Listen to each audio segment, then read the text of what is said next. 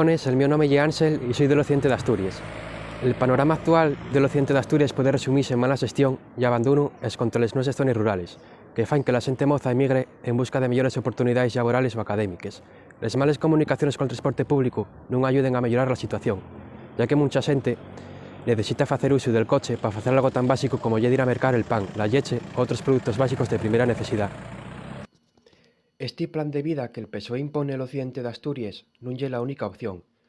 En materia de mocedad, vivienda, enseño, sanidad, política laboral, agricultura, ganadería, comunicaciones, medio ambiente, hai alternativas que nos permitirían vivir e traballar nos nuestros concellos.